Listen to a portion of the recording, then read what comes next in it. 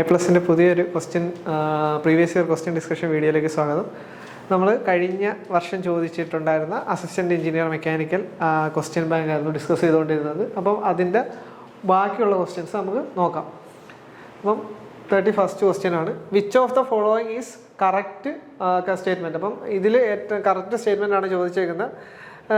ഇപ്പോൾ ഇത് ചോദിച്ചേക്കുന്നത് എന്താണെന്ന് വെച്ച് കഴിഞ്ഞാൽ reversible adiabatic process is an isentropic process, and isentropic process is an adiabatic process, and irreversible adiabatic process is a constant entropy process. Entropy decreases during an irreversible adiabatic process. അപ്പം actually ഒരു പ്രോസസ്സിൻ്റെ entropy change എങ്ങനെയാണ്, അതായത് entropy change delta S is equal to, അപ്പോൾ ഒരു പ്രോസസ്സിൻ്റെ ആയതുകൊണ്ട് തന്നെ 1/2 dQ/T plus S generation. അതായത് ഒരു പർട്ടിക്കുലർ പ്രോസസ്സിൻ്റെ എൻട്രോപ്പി ചേഞ്ച് എന്ന് വെച്ച് കഴിഞ്ഞാൽ entropy change due to heat transfer, അവിടെ ആ ഒരു പ്രോസസ്സിൽ നടക്കുന്ന ഹീറ്റ് ട്രാൻസ്ഫർ മൂലമുള്ള എൻട്രോപ്പി ചേഞ്ചും, പിന്നെ എന്തെങ്കിലും ഇറിവേഴ്സിബിലിറ്റീസ് ഉണ്ടെങ്കിൽ അവിടെ ഒരു എൻട്രോപ്പി ജനറേഷൻ ഉണ്ടാവും. അപ്പോൾ ഈ എൻട്രോപ്പി ജനറേഷൻ എന്ന് പറയുന്ന ഒരു ടേം എപ്പോഴും പോസിറ്റീവോ സീറോയോ ആയിരിക്കും. ഇപ്പം ഒരു റിവേഴ്സിബിൾ ആയിട്ടുള്ള ഒരു പ്രോസസ്സ് ആണെങ്കിൽ ഒരിക്കലും അവിടെ എൻട്രോപ്പി ജനറേഷൻ ഉണ്ടാവില്ല. അതുകൊണ്ട് തന്നെ ആ ഒരു ടേം സീറോ ആയിരിക്കും. നേരെ മറിച്ച് ഇൻ കേസ് ഒരു ഇറിവേഴ്സിബിലിറ്റി ഉണ്ടെങ്കിൽ, ആ ഒരു ഇറിവേഴ്സിബിൾ പ്രോസസ്സ് ആണെങ്കിൽ ഇവിടെ ഒരു പോസിറ്റീവ് വാല്യൂ ആയിരിക്കും ഈ എസ് ജനറേഷൻ. പിന്നെ ഹീറ്റ് നമ്മൾ ആ ഒരു കൺസിഡർ ചെയ്യുന്ന സിസ്റ്റത്തിലോട്ട് വരികയാണോ അതോ അതിൽ നിന്ന് പോവുകയാണോ എന്ന് വെച്ചിട്ട് ഈ ഒരു change in entropy due to heat പോസിറ്റീവോ നെഗറ്റീവോ വരാം. അപ്പോൾ ഇതാണ് നമ്മുടെ ഒരു പർട്ടിക്കുലർ പ്രോസസ്സിൻ്റെ എൻട്രോപ്പി ചേഞ്ച്. അപ്പം നമ്മൾ ഫസ്റ്റ് എന്താ, reversible adiabatic process, reversible adiabatic പ്രോസസ്സാണ് പറയുന്നത്. അപ്പോൾ റിവേഴ്സിബിൾ അഡയബാറ്റിക് പ്രോസസ്സ് ഇതിൽ പറയുന്നതെന്ന് വെച്ചാൽ ഐസെൻട്രോപിക് പ്രോസസ്സാണെന്ന് പറയുന്നത്, ഐസെൻട്രോപിക് പ്രോസസ്സ്. അപ്പോൾ നമുക്ക് നോക്കാം, റിവേഴ്സിബിൾ ആണെങ്കിൽ ഈ എസ് ജനറേഷൻ സീറോ ആയിരിക്കും, അതായത് ഈ ഒരു പർട്ടിക്കുലർ ടേം സീറോ ആയിരിക്കും. അതുപോലെ തന്നെ അഡയബാറ്റിക് ആയതുകൊണ്ട് തന്നെ അവിടെ ഹീറ്റ് ട്രാൻസ്ഫർ ഉണ്ടാവില്ല. അപ്പം ഈ ഡി ക്യൂവും സീറോ ആയിരിക്കും. അപ്പം ഈ ഒരു ടേമും സീറോ വരും, ഈ ഒരു ടേമും സീറോ വരും, അതായത് എൻട്രോപ്പി ചേഞ്ച് സീറോ ആയിരിക്കും. അപ്പോൾ എൻട്രോപ്പി ചേഞ്ച് സീറോ ആയതുകൊണ്ട് തന്നെ ഐസെൻട്രോപിക് പ്രോസസ്സാണ്. അപ്പോൾ ഈ ഒരു സ്റ്റേറ്റ്മെൻറ്റ് കറക്റ്റാണ്, നമ്മുടെ ചോദ്യത്തിൻ്റെ ഉത്തരവായി. എന്നാലും ബാക്കി സ്റ്റേറ്റ്മെൻറ്റ് കൂടെ നമുക്ക് നോക്കാം. An isentropic process is an adiabatic process. അവർ പറയുന്നതെന്ന് വെച്ച് കഴിഞ്ഞാൽ ഐസെൻട്രോപിക് പ്രോസസ്സ് അഡയബാറ്റിക് പ്രോസസ്സാണെന്ന് പറയുന്നത്. അതായത് ഐസെൻട്രോപിക് പ്രോസസ്സ് എന്ന് വെച്ചാൽ ഡെൽറ്റ എസ് സീറോ ആയിരിക്കണം. ആ ഒരു സാധനം അഡയബാറ്റിക് പ്രോസസ്സ് എന്ന് പറയുന്നത്. അപ്പം ഈ അഡയബാറ്റിക് പ്രോസസ്സ് തന്നെ നമുക്ക് ഫസ്റ്റ് കണ്ടീഷനിൽ നമ്മൾ ഇവിടെ പറഞ്ഞത് കണക്ക് റിവേഴ്സിബിൾ അഡയബാറ്റിക് പ്രോസസ്സ് ആണെങ്കിൽ ഓക്കെ ഡെൽറ്റ എസ് സീറോ ആയിരിക്കും. കാര്യം അഡയബാറ്റിക് ആകുമ്പോൾ ഡി ക്യൂ സീറോ ആയിരിക്കും, എസ് ജനറേഷനും സീറോ ആയിരിക്കും. നേരെ മറിച്ച് ഇവിടെ ഇറിവേഴ്സിബിൾ അഡയബാറ്റിക് പ്രോസസ്സ് ആണെന്ന് വെച്ചോ, അതായത് ഇവിടെ അഡയബാറ്റിക് എന്ന് മാത്രമേ പറഞ്ഞിട്ടുള്ളൂ, റിവേഴ്സിബിളും ആയോ ഇറിവേഴ്സിബിളും ആവാം. ഇറിവേഴ്സിബിൾ ആണെങ്കിൽ ഈ ഒരു ടേം സീറോ ആയിരിക്കും. കാര്യം അവിടെ ഹീറ്റ് ട്രാൻസ്ഫർ ഇല്ലാത്തത് കൊണ്ട് തന്നെ ഈ ഒരു ടേം സീറോ ആയിരിക്കും. പക്ഷേ ഇറിവേഴ്സിബിലിറ്റീസ് ഉള്ളത് കൊണ്ട് തന്നെ എസ് ജനറേഷൻ ഒരു പോസിറ്റീവ് വാല്യൂ ആയിരിക്കും. അപ്പം നോർമലി നോക്കുമ്പോൾ delta S is equal to S generation എന്ന് വരും, എസ് ജനറേഷൻ. അപ്പോൾ ഇതൊരു പോസിറ്റീവ് വാല്യൂ ആണ്. അപ്പോൾ ഇത് പോസിറ്റീവ് വാല്യൂ ആയതുകൊണ്ട് തന്നെ ഇറിവേഴ്സിബിൾ അഡയബാറ്റിക് പ്രോസസ്സ് ഒരിക്കലും ഐസെൻട്രോപിക് പ്രോസസ്സ് അല്ല. അപ്പോൾ ഇവിടെ റിവേഴ്സിബിൾ, ഇപ്പം an isentropic process is an പിന്നെ അപ്പം reversible adiabatic process isentropic process ആണെന്ന് ഇതേപോലെ പറയുകയാണെങ്കിൽ അത് ഓക്കെ ആയിരുന്നു. പക്ഷേ ഇവിടെ ഇറിവേഴ്സിബിൾ അഡയബാറ്റിക് പ്രോസസ്സ് ആവാം, അങ്ങനെയാണെങ്കിൽ ചിലപ്പം ഐസെൻട്രോപിക് ആവണമെന്നില്ല. അപ്പോൾ ഈ ഒരു സ്റ്റേറ്റ്മെൻറ്റ് അതുകൊണ്ടാണ് തെറ്റായത്. പിന്നെ ആ irreversible adiabatic process is a constant entropy process. പിന്നെ അവർ പറയുന്നത് എന്താണെന്ന് വെച്ചാൽ ഇറിവേഴ്സിബിൾ അഡയബാറ്റിക് പ്രോസസ്സ്. അപ്പോൾ irreversible adiabatic process constant entropy പ്രോസസ്സാണെന്നാണ് പറയുന്നത്. പക്ഷേ ഇവിടെ എസ് ജനറേഷൻ ഉണ്ടാവും, അതൊരു പോസിറ്റീവ് വാല്യൂ ആയിരിക്കാം. അതുകൊണ്ട് തന്നെ അതൊരിക്കലും കോൺസ്റ്റന്റ് എൻട്രോപ്പി പ്രോസസ്സ് ആവണമെന്ന് ഇല്ല, ആവത്തില്ല. അപ്പോൾ ഈ ഒരു സ്റ്റേറ്റ്മെൻറ്റ് അതുകൊണ്ടാണ് തെറ്റായത്. ഇനി entropy decreases during an irreversible adiabatic process, അങ്ങനെ നമുക്കൊരിക്കലും പറയാൻ പറ്റത്തില്ല. കാര്യം എന്ന് വെച്ച് കഴിഞ്ഞാൽ എസ് ജനറേഷൻ പോസിറ്റീവാണ്, അതായത് എൻട്രോപ്പി ആ സിസ്റ്റത്തിൻ്റെ എൻട്രോപ്പി ജനറേറ്റ് ചെയ്യുകയാണ്. അപ്പോൾ എൻട്രോപ്പി ഈ ഒരു ടേം പോസിറ്റീവ് ആയതുകൊണ്ട് തന്നെ എൻട്രോപ്പി ഡിക്രീസ് ചെയ്യുകയല്ല, എൻട്രോപ്പി ഇൻക്രീസ് ചെയ്യുകയാണ്. അപ്പോൾ ആ ഒരു ക്വസ്റ്റ്യൻ നമുക്ക് മനസ്സിലായെന്ന് വെച്ചു. അടുത്തൊരു ക്വസ്റ്റ്യനിലോട്ട് പോകുമ്പോൾ reversible adiabatic process is isentropic process. For a same compression ratio heat supplied the air standard efficiency of a Otto cycle compared to Diesel cycle. അപ്പം ഇവിടെ നമ്മുടെ എയർ സ്റ്റാൻഡേർഡ് എഫിഷ്യൻസിയാണ് ചോദിച്ചേക്കുന്നത്. അപ്പം ഓട്ടോ സൈക്കിളിൻ്റെ ഡീസൽ സൈക്കിളിൻ്റെ എയർ സ്റ്റാൻഡേർഡ് എഫിഷ്യൻസിയുടെ കമ്പാരിസൺ ആണ്. അപ്പം ഇവിടെ നിന്ന് പറഞ്ഞേക്കുന്നത് എന്താ, കംപ്രഷൻ റേഷ്യോ സെയിം ആണ്, ഹീറ്റ് സപ്ലൈഡ് സെയിം ആണ്. ആക്ച്വലി ഇപ്പം കംപ്രഷൻ റേഷ്യോ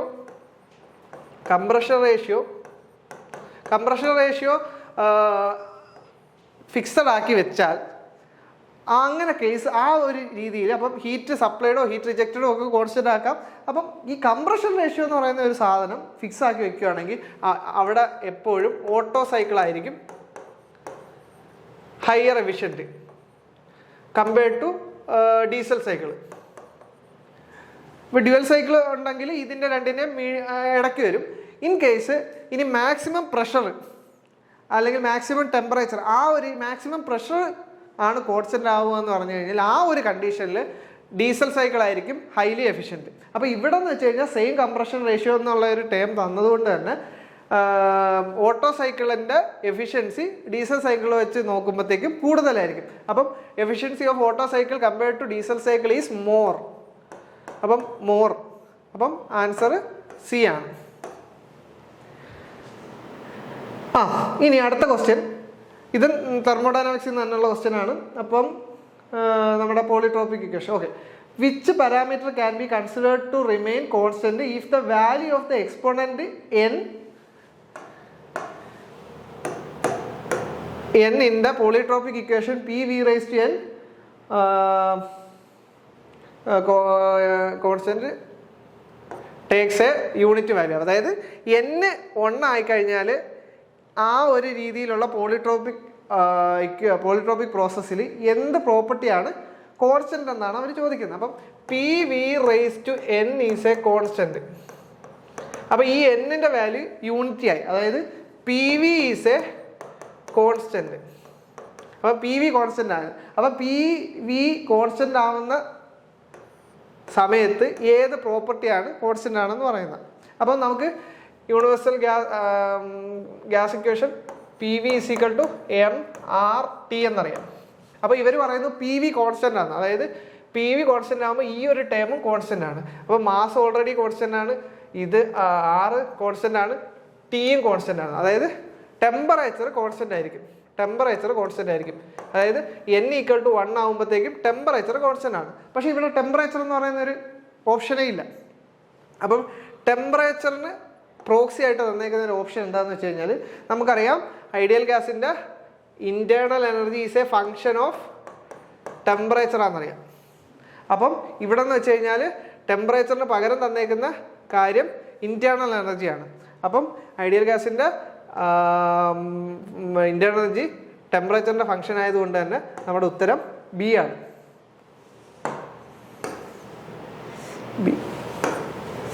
ഇനി അടുത്ത ക്വസ്റ്റ്യൻ, ഇതും തെർമോയിൽ നിന്ന് തന്നെയുള്ളതാണ്. As differentials heat and work would be considered described mathematically as. അത് മാത്തമാറ്റിക്കലി എക്സാക്റ്റ് ഡിഫറൻഷ്യൽ ആണോ ഇൻഎക്സാക്റ്റ് ഡിഫറൻഷ്യൽ ആണോ എന്നുള്ളതാണ് ക്വസ്റ്റ്യൻ. അപ്പോൾ ഹീറ്റും വർക്കും എന്താ? ഹീറ്റും വർക്കും പോയിന്റ് ഫങ്ഷൻസ് ആണ്, പാത്ത് ഫങ്ഷൻസ് ആണ്. നേരെ മറിച്ച് ടെമ്പറേച്ചർ, പ്രഷർ അതൊക്കെ എന്ന് വെച്ച് കഴിഞ്ഞാൽ പോയിന്റ് ഫങ്ഷൻസ് ആണ്. അപ്പം മെയിൻലി ഇതുകൊണ്ട് ഉദ്ദേശിക്കുന്നത് എന്താണെന്ന് വെച്ച് കഴിഞ്ഞാൽ നമ്മൾ ഇത് നമ്മുടെ ഇനിഷ്യൽ സ്റ്റേജ്, ഇത് ഫൈനൽ സ്റ്റേജ്. അപ്പോൾ ഈ ഒരു രീതിയിൽ നമ്മൾ ഇങ്ങനൊരു പ്രോസസ്സ് ഈ ഒരു പാത്തിലൂടെ നമ്മൾ ഇനിഷ്യൽ സ്റ്റേജിൽ നിന്ന് ഫൈനൽ സ്റ്റേജിലൂടെ എത്തിച്ച്, ഇനി വേറൊരാൾ ഈ ഒരു പാത്തിൽ കൂടെ എത്തിച്ച്. അപ്പോൾ ഈ രണ്ട് പാത്തിൽ കൂടെ എത്തിക്കുമ്പോഴത്തേക്കും ഇപ്പം ഫോർ എക്സാമ്പിൾ ഇവിടെ ഈ ഒരു പോയിന്റിലുള്ള ടെമ്പറേച്ചറിൻ്റെ വാല്യൂ ഈ ഒരു പോയിന്റിലുള്ള ടെമ്പറേച്ചർ വാല്യൂ രണ്ട് ഡിഫറൻറ്റ് ടെമ്പറേച്ചറാണ്. പക്ഷേ ഞാൻ ഈ ഒരു പാത്തിലേക്ക് ഈ ഒരു പോയിന്റിലേക്ക് ഈ പാത്ത് വഴിയായാലും ഏത് പാത്ത് വഴിയായാലും കൊണ്ടുവന്നു കഴിഞ്ഞാൽ അവിടെ ഉണ്ടാവുന്ന ടെമ്പറേച്ചർ T കോൺസ്റ്റന്റ് തന്നെ ആയിരിക്കും. അതായത് ടെമ്പറേച്ചറിന്റെ വാല്യൂ വേരി ചെയ്യത്തില്ല. കാര്യം ഇതുവഴി കൊണ്ടുവന്നു കഴിഞ്ഞാലും ടെമ്പറേച്ചർ ഈ ഒരു പോയിന്റിൽ ഒരു ഫിക്സഡ് ടെമ്പറേച്ചർ ആയിരിക്കും. അതാണ് പോയിന്റ് ഫംഗ്ഷൻ അല്ലെങ്കിൽ പോയിന്റ് ഫംഗ്ഷൻസ് പറയുന്നത്. ടെമ്പറേച്ചറൊക്കെ അതാണ്. നേരെ മറിച്ച് ഞാൻ ഈ ഒരു പാത്ത് വഴി വർക്ക് ചെയ്ത് ഈ ഒരു ഫൈനൽ സ്റ്റേറ്റിലേക്ക് എത്തിക്കാനുള്ള വർക്കും ഈ ഒരു പാത്തിൽ വേറൊരു ഡിഫറൻറ്റ് പാത്തിൽ കൂടെ വർക്ക് ചെയ്ത് അവിടെ എത്തിക്കാനുള്ള വർക്കും ഡിഫറെൻ്റ് ആയിരിക്കും. അതായത് ഏത് പാത്തിലൂടെയാണോ അത് വരുന്നത് ആ പാത്ത് ഡിപ്പെൻഡൻ്റ് ആയിരിക്കും. അതായത് പാത്ത് ഫങ്ഷൻസ് ആണ്. അപ്പം പാത്ത് ഫങ്ഷൻ ആയതുകൊണ്ട് തന്നെ നമുക്കതിന് എക്സാക്റ്റ് ഡിഫറൻഷ്യൽ ആയിട്ട് പറയാൻ പറ്റത്തില്ല, ഇൻഎക്സാക്റ്റ് ഡിഫറൻഷ്യൽ ആണ്. ഇപ്പം അതായത് പ്രോപ്പർട്ടീസ് എല്ലാം പോയിന്റ് ഫങ്ഷൻസ് ആണ്. ആ പോയിന്റ് ഫങ്ഷൻസ് ആണെങ്കിൽ ആ ഫങ്ഷൻസ് തന്നെ എല്ലാം എക്സാക്റ്റ് ഡിഫറൻഷ്യൽ ആക്കാം, എക്സാക്റ്റ് ഡിഫറൻഷ്യൽ ആണ്. നേരെ മറിച്ച് ഹീറ്റും വർക്കും ഒക്കെ എന്ന് വെച്ച് കഴിഞ്ഞാൽ ഇൻഎക്സാക്റ്റ് ഡിഫറൻഷ്യൽസ് ആണ്. അപ്പം ആൻസർ സി ആണ്. ഇനി the mean effective pressure of an auto cycle is. ഇപ്പം നമ്മുടെ ഓട്ടോ സൈക്കിൾ വെറുതെ ഒന്ന് വരയ്ക്കുക, PV ഡയഗ്രം ഒന്ന് വരച്ച് നോക്കുകയെന്ന് വെച്ചാൽ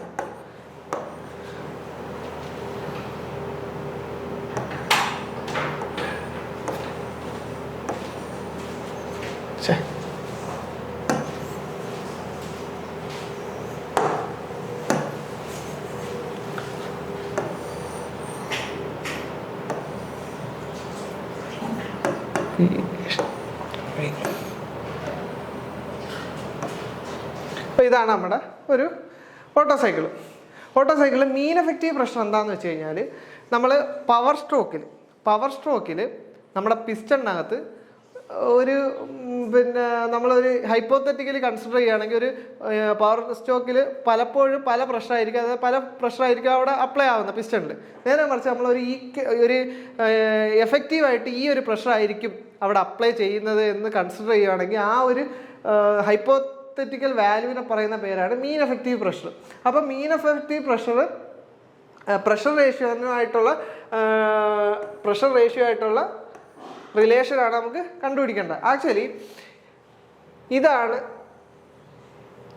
ഈ ഒരു പോയിന്റിലുള്ളതും ഈ ഒരു പോയിന്റിലുള്ളത്, അതായത് 1 2 3 4. അപ്പം P3/P2 = P4/P1 = ഈ ഒരു വാല്യൂവിനെ പറയുന്ന പേരാണ് പ്രഷർ റേഷ്യോ.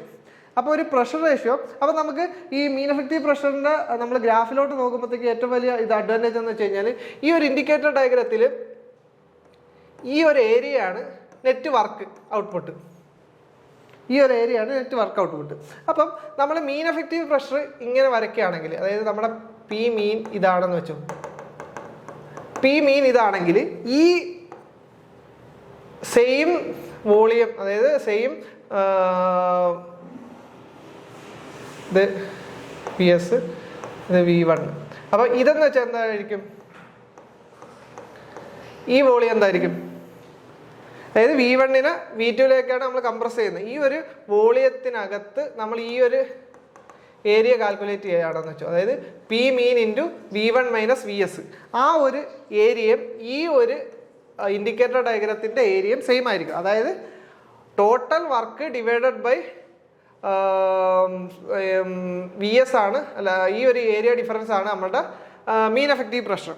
അപ്പം നമ്മൾ പ്രഷർ റേഷ്യോ കൂട്ടുമ്പോഴത്തേക്കും നമുക്ക് പ്രഷർ റേഷ്യോ ഇവിടെ കൂട്ടണമെങ്കിൽ ഞാൻ കുറച്ചുകൂടെ മുകളിലോട്ട് വരയ്ക്കുക.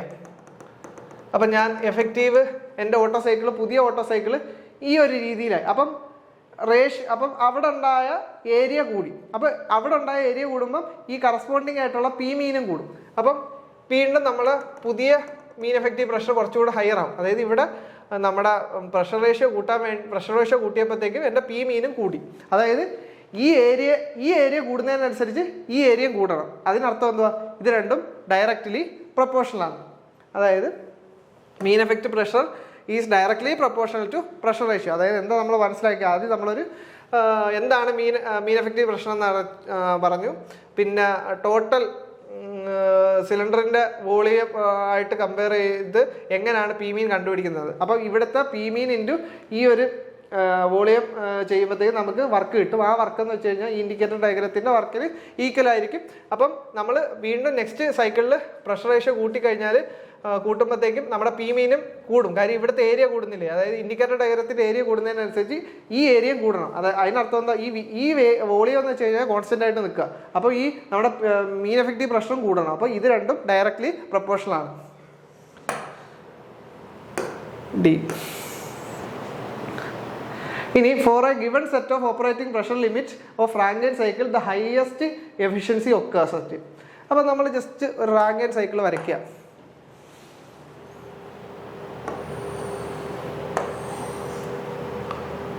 നമ്മുടെ ഡോം.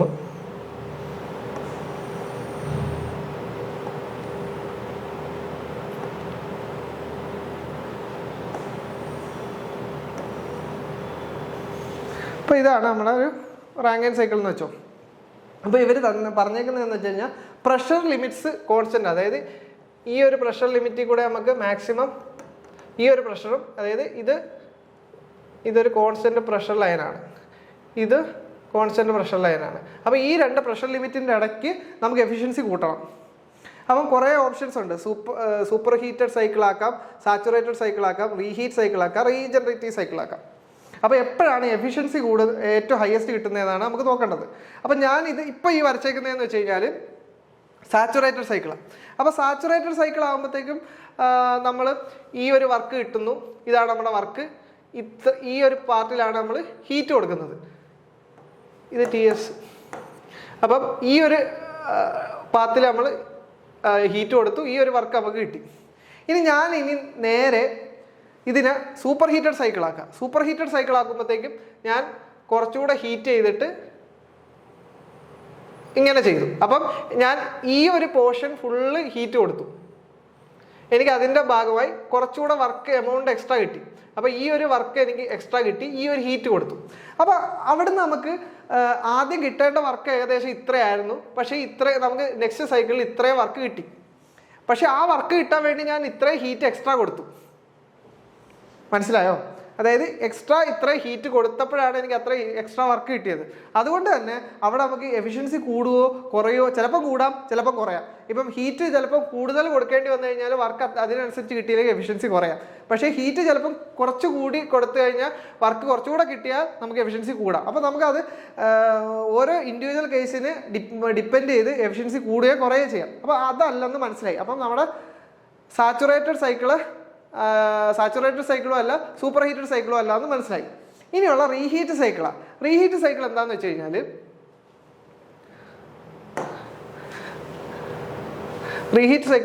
കഴിഞ്ഞാൽ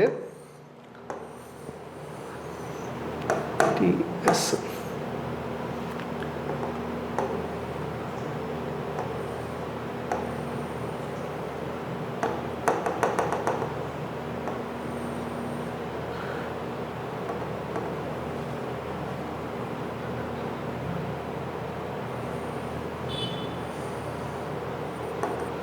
ഇതാണ് റീഹീറ്റ് സൈക്കിൾ. ഇത് ഇവിടെ എന്താ സംഭവിച്ചതെന്ന് വെച്ച് കഴിഞ്ഞാൽ നമ്മുടെ സ്റ്റീമിനെ ഹീറ്റ്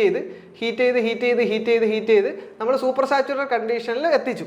അപ്പോൾ ഇത്രയും സ്ഥലത്ത് ഞാൻ ഹീറ്റ് കൊടുത്തു. അത് കഴിഞ്ഞ് ഞാൻ എന്തോ ഇതെന്ന് വെച്ച് കഴിഞ്ഞാൽ ഒരു ആദ്യത്തെ ഒരു ടർബൈനിൽ കൂടെ നമ്മുടെ ഹീറ്റ് ചെയ്ത സ്റ്റീമിനെ എക്സ്പാൻഡ് ചെയ്യിപ്പിച്ചു.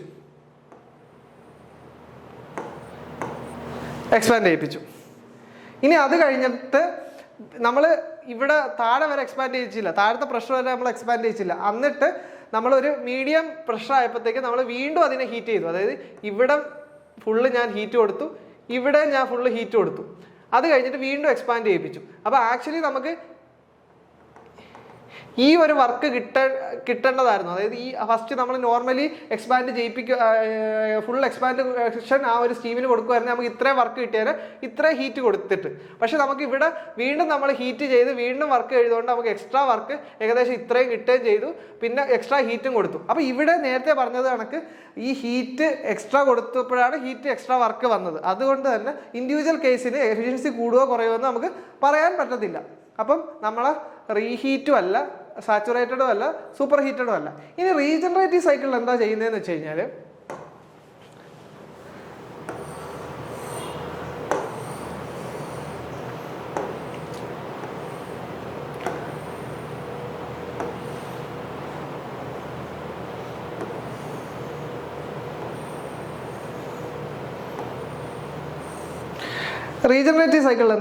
വെച്ച് കഴിഞ്ഞാൽ നമ്മൾ പഠിച്ചിട്ടുണ്ട്, ഇത് അവിടെ നിൽക്കട്ടെ, നമ്മൾ പഠിച്ചിട്ടുണ്ട് ഏറ്റവും കൂടുതൽ എഫിഷ്യൻസി ഉണ്ടാകുന്നതെന്ന് വെച്ചാൽ കാർനോട്ട് സൈക്കിളിലാണ്. ഹീറ്റ് എൻജിൻസിൽ കാർനോട്ട് സൈക്കിളിലാണ് ഏറ്റവും കൂടുതൽ എഫിഷ്യൻസി.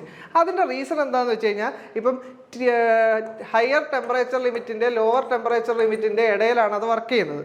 അപ്പം ഹീറ്റ് നമ്മൾ കൊടുക്കുന്നത് എപ്പോഴും ഹയർ ടെമ്പറേച്ചറിൽ ഒരു TH എന്ന് പറയുന്നത് ഹയർ ടെമ്പറേച്ചറിൽ ആണ് ആയതുകൊണ്ട് തന്നെ ആ ഒരു കോൺസ്റ്റന്റ് ടെമ്പറേച്ചറിൽ കൊടുക്കുന്നത് കൊണ്ട് തന്നെ അവിടെ എഫിഷ്യൻസി കൂടുതലല്ല. പക്ഷെ നമ്മൾ ഈ റാങ്കിൻ കേസിൽ നോക്കുമ്പോഴെന്ന് വെച്ച് കഴിഞ്ഞാൽ ഇവിടെ നമ്മൾ ഹീറ്റ് ചെയ്യുന്നു. ഇവിടെ ഹീറ്റ് ചെയ്യുമ്പോഴത്തേക്കെന്ന് വെച്ച് കഴിഞ്ഞാൽ ടെമ്പറേച്ചർ കുറവാണ്. ഇവിടെ ഹീറ്റ് ചെയ്യുമ്പോൾ വീണ്ടും ടെമ്പറേച്ചർ കൂടി. അത് കഴിഞ്ഞിട്ട് അതായത് വേരിയസ് ടെമ്പറേച്ചർ, അതായത് പല ടെമ്പറേച്ചറിൻ്റെ ലാണ് നമ്മൾ ഇവിടെ ഹീറ്റ് കൊടുക്കുന്നത്. നേരെ മറിച്ച് നമ്മൾ ഈ ഹീറ്റ് എല്ലാം ഒരു പർട്ടിക്കുലർ ഹയർ ടെമ്പറേച്ചറിലാണ് ഈ എമൗണ്ട് ഓഫ് ഹീറ്റ് കൊടുക്കുന്നതെങ്കിൽ അതിൻ്റെ എഫിഷ്യൻസി കൂടിയാണ്. അപ്പം ഇവിടെ നമ്മൾ ഈ റീജനറേറ്റീവ് സൈക്കിളിൽ എന്താ ചെയ്യുന്നതെന്ന് വെച്ച് കഴിഞ്ഞാൽ നമ്മൾ ഈ ഒരു പോർഷനിൽ, അതായത് ഈ ഒരു പോർഷനിൽ കൊടുക്കുന്ന ഹീറ്റ് എന്ന് വെച്ച് കഴിഞ്ഞാൽ ഓൾറെഡി നമ്മൾ ഹീറ്റ് ചെയ്ത നമ്മുടെ സ്റ്റീമിൽ നിന്ന് ആ ഒരു സ്റ്റീമിൽ നിന്നാണ് നമ്മൾ ഹീറ്റ് കൊടുക്കുന്നത്. സ്റ്റീം അതായത് ഈ ഒരു പാർട്ടിൽ നമ്മൾ കണക്ട് ചെയ്ത് ആ ഒരു പാർട്ട് വെച്ചിട്ടാണ് ഇവിടെ ഒരു ഹീറ്റിംഗ് ചെയ്യുന്നത്. നമ്മൾ ബോയിലറിൽ കൊടുക്കുന്ന ഹീറ്റിംഗ് ഏകദേശം ഈ ഒരു പോർഷനിൽ മാത്രമേ കൊടുക്കുന്നുള്ളൂ. അതുകൊണ്ട് തന്നെ ഒരു ഹയർ ടെമ്പറേച്ചറിൽ ഹീറ്റ് കൊടുക്കുന്നത് കൊണ്ട് തന്നെ ഇവിടെ എഫിഷ്യൻസി കൂടും. അതുകൊണ്ട് നമ്മുടെ ഈ ഒരു ക്വസ്റ്റ്യന് ആൻസർ എന്ന് വെച്ച് കഴിഞ്ഞാൽ റീജനറേറ്റീവ് സൈക്കിളാണ്.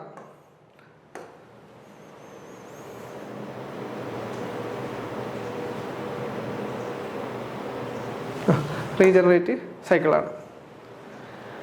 ഇനി അടുത്ത ക്വസ്റ്റ്യൻ നോക്കുകയാണെങ്കിൽ, the steam engine part which guides the motion of the piston road and prevent it from bending is called. അപ്പം സ്റ്റീം എഞ്ചിനിൽ ഏതാണ് പിസ്റ്റൺ റോഡിന് ബെൻഡിങ് ചെയ്യാതെ സൂക്ഷിക്കുന്ന ഏതായിരിക്കും? ക്രോസ് ഹെഡ് ആണ്. Cross head. An impulse reaction turbine, the heat drops in a fixed and moving blades are 20 and 40 respectively. The degree of reaction. അപ്പം നമുക്ക് ഡിഗ്രി ഓഫ് റിയാക്ഷൻ ആണ് കാൽക്കുലേറ്റ് ചെയ്യേണ്ടത്.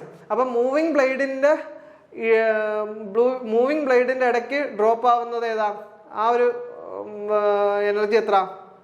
40യും ഫിക്സഡിൻ്റെ ഇതിൽ 20യും. അപ്പം ഡിഗ്രി ഓഫ് റിയാക്ഷൻ എന്താ? Moving ബ്ലേഡിൻ്റെ ഇടയ്ക്ക് drop ആവുന്നത് plus total സ്റ്റേജിലുള്ള drop. അപ്പോൾ മൂവ് ചെയ്യുന്നതിൻ്റെ എത്ര? 40 അല്ലേ?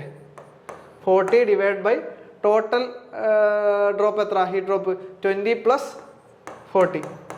അപ്പോൾ ഇത് സത്യം പറഞ്ഞാൽ 40/60. അപ്പം 2/3. 2/3 ആണ് ആൻസർ. ആക്ച്വലി ഇതായിരുന്നു ആൻസർ. പക്ഷേ ഇവിടെ ഒരു പ്രിന്റിംഗ് മിസ്റ്റേക്ക് നമ്മുടെ ക്വസ്റ്റ്യനിൽ വന്നതുകൊണ്ട് തന്നെ അവർ നൺ ഓഫ് ദ എബോവ് ആണ് ആൻസർ കൊടുക്കുന്നത്. നമ്മൾ ആൻസർ എന്ന് വെച്ച് കഴിഞ്ഞാൽ 2/3 ആണ്. For a subsonic flow through a nozzle, the following changes occur in a velocity and pressure along the flow direction. Actually, subsonic ആകുമ്പോഴത്തേക്കും നോസിലൂടെ പിന്നെ ആ ഒരു ഫ്ലോയ്ക്ക് വെലോസിറ്റി കൂടുകയും ആ പ്രഷർ എനർജി കൺവേർട്ട് ചെയ്ത് കൈനറ്റിക് എനർജി ആവുകയും ചെയ്യും. അപ്പം പ്രഷർ ഡ്രോപ്പ് ചെയ്യും, വെലോസിറ്റി കൂടും. അപ്പോൾ നമ്മുടെ ആൻസർ എന്ന് വെച്ച് കഴിഞ്ഞാൽ എ ആണ്. Pressure decreases and velocity increases. ഇനി നമ്മുടെ ഈ ഒരു സെഷനിൽ last question, the volumetric efficiency of a well designed SI engine lies in the range of. Volumetric efficiency SI engine ഏത് റേഞ്ചിലാണ് വരിക? 71 to 90. ഇപ്പം അത് നേരെ മറിച്ച് CI ആയിരുന്നെങ്കിൽ ഏകദേശം CIക്ക് കുറച്ചുകൂടെ ഒരു വോളിയോമെട്രിക് എഫിഷ്യൻസി ഉണ്ടായിരുന്നു. ഒരു 85 to 90% CI എഞ്ചിൻ ആയിരുന്നെങ്കിൽ അതിന് വോളിയോമെട്രിക് എഫിഷ്യൻസി ഉണ്ടായേനെ. അപ്പോൾ ഈ ഒരു നമ്മുടെ SI എഞ്ചിൻ ആകുമ്പോഴത്തേക്കും 71 to 90 ആണ് വോളിയോമെട്രിക് എഫിഷ്യൻസി. അപ്പോൾ ഈ ഒരു സെഷൻ നമുക്ക് നിർത്താം. നെക്സ്റ്റ് ഒരു വീഡിയോയിൽ ഇതിൻ്റെ ബാക്കി കണ്ടിന്യൂവേഷൻ നമുക്ക് തുടരാവുന്നതാണ്. Thank you.